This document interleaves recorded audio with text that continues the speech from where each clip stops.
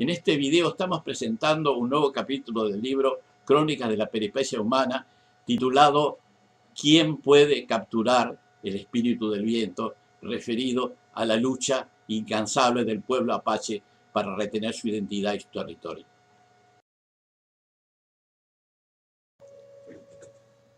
¿Quién puede capturar el espíritu del viento? En 1986, Ned Anderson, jefe apache de la Reserva San Carlos en el estado de Arizona, recibió una carta anónima con una fotografía y una copia de un libro de registro que documentaba que la fraternidad Skull and Bones, que quiere decir cráneo y huesos, de la Universidad de Yale, tenía en su poder los restos del legendario jefe apache Jerónimo y los guardaba en su sede de New Haven, Connecticut.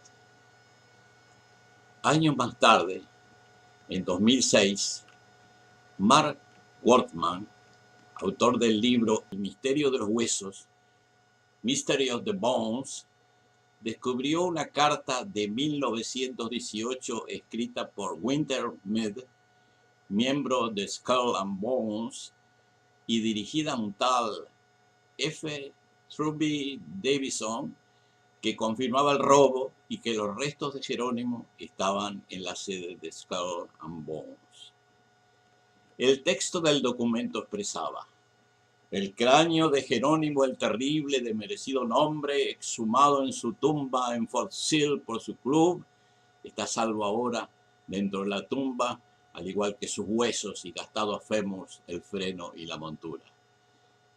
En el mismo año, una investigadora, Alexandra Robbins, publicó otro libro sosteniendo que el robo de los restos del jefe apache parecía haber ocurrido en 1918, como se señalaba.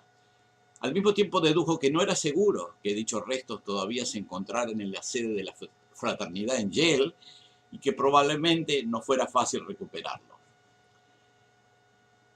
La información se basaba en varias denuncias que sostenían que 6 miembros de la fraternidad Skull and Bones, voluntarios del ejército en Fort Sill durante la Primera Guerra Mundial, se apoderaron de los restos y aperos de montura de Jerónimo y los trasladaron a su sede, la tumba, en Connecticut. Entre ellos se encontraba Prescott Bush, padre y abuelo respectivamente de 2 presidentes de los Estados Unidos, George B. Bush y su hijo George W. Bush. Fort Sill estaba situado en Oklahoma, en el centro oeste de los Estados Unidos. En ella hay varias escuelas militares y brigadas del ejército. En las proximidades de Fort Sill también se encuentran los cementerios apaches más representativos de sus luchas y sacrificios. Goyatla, un apache bedonkohe, quien luego sería conocido como Jerónimo, nació en la década de 1820 en una localidad que los apaches denominaban Nodoyón, en las cabeceras del río Gila, actualmente en el sureste del estado de Arizona. Su lugar de nacimiento es hoy un sitio de reverencia entre los pueblos apaches sobrevivientes.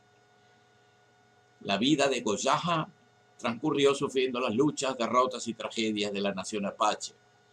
Cuando tenía 19 años, las tropas mexicanas mataron a su madre, su esposa y 3 hijos. El jefe apache habría de comentar tiempo después: mi vida perdió todo propósito. Bajo la jefatura de Cochise primero y de Victoria Nana después, los apaches resistieron las invasiones estadounidenses y mexicanas. La agresión continuó y, a pesar de la lucha fervorosa, gradualmente fueron desplazados hacia zonas más áridas y menos productivas. Al ser derrotados y muertos Victorio y Nana, el liderazgo fue asumido por Goyatla y Yu. En ese momento, y para evitar mayores sacrificios a su gente, entraron en tratativas con el gobierno de los Estados Unidos. Los representantes del gobierno estadounidense les ofrecieron extensión de tierra a cambio que depusieran las armas.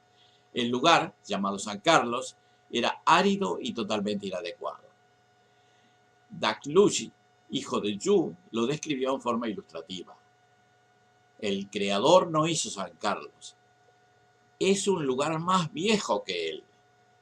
simplemente lo dejó como una muestra de cómo se hacían las cosas antes que él apareciera. Tome piedras y cenizas y espinas y arroja algunos escorpiones y serpientes de cascabel, ponga todo eso arriba de piedras calentadas al rojo, agréguele el ejército de Estados Unidos persiguiendo a los apaches y así tendrá a San Carlos. Los apaches rechazaron el ofrecimiento y continuaron la lucha. Se replegaron a las sierras para continuar la resistencia. 6 años después de la caída de Victoria en 1886, murió Yu y Jerónimo quedó como único jefe, acompañado por un puñado de hombres, mujeres y niños en el agreste de la montaña. En ese momento de su vida, Jerónimo tenía 56 años. El último bastión apache se enfrentaba con 2 poderosos ejércitos a ambos lados de la frontera. Estaban rodeados por 5.000 soldados y miles de milicianos civiles del lado de los Estados Unidos y 3.000 soldados mexicanos en el sector de México. En ese momento eran tan solo 17 guerreros con sus familias. A pesar de la situación desigual, los apaches continuaron la lucha. Dalgleish lo comentó de esta manera. En aquel tiempo Jerónimo tenía también a Lozen, conocida como la mujer guerrera. Jerónimo se había debilitado, también por la presencia de mujeres y niños que debían ser defendidos y alimentados. Nunca nadie capturó a Jerónimo. Yo lo sé, yo estaba con él. De todas maneras, ¿quién puede capturar el viento? Algún tiempo después, el ejército norteamericano secuestró y trasladó a las mujeres y niños, dejándose a los hombres solos en la lucha.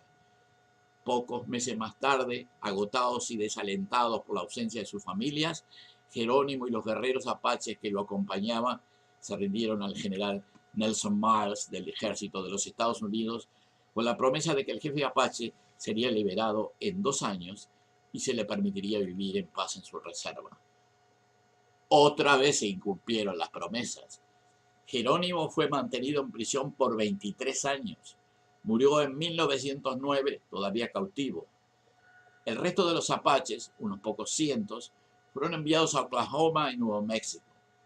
En la actualidad los apaches están concentrados en las reservas de Fort Apache y San Carlos en Arizona. La mayoría de los apaches, chiricahuas, mezcaleros y lipán, viven en la reserva pescalero del sur de Nuevo México. Los apaches jicarillas tienen una reserva en la zona centro-norte de Nuevo México. En todas las reservas sobreviven unos 60.000 apaches que procuran cicatrizar las heridas que les dejó la guerra genocida de la que fueron víctimas. La primera meta ha sido la recuperación de su cultura y su tierra. Para ello comienzan a contar con la ayuda de muchos hermanos del continente y de otras partes del mundo.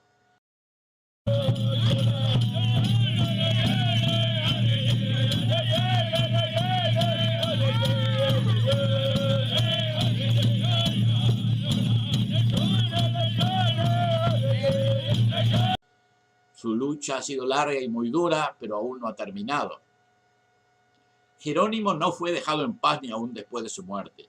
A 9 años de su fallecimiento, un grupo de jóvenes pertenecientes a la élite más rancia de la sociedad norteamericana violaron su sepulcro y se apoderaron de sus restos para encerrarlos en la tumba de la Universidad de Yale. Tal vez el cráneo y los restos de Jerónimo se encuentren hoy en Yale. No lo sabemos con seguridad. En realidad pueden estar en otro lugar, en cualquier parte. Lo que sí sabemos es que desde hace mucho tiempo su espíritu se ha liberado de las ataduras de la represión, de la presión, del secuestro y del abuso. A más de un siglo de su muerte, el recuerdo de Goyakla Jerónimo permanece vivo en la historia más digna de las primeras naciones de América. Este fue el video correspondiente al capítulo ¿Quién puede capturar el espíritu del viento?, referido a la lucha del pueblo apache por su identidad y su territorio y el sacrificio de su líder Jerónimo.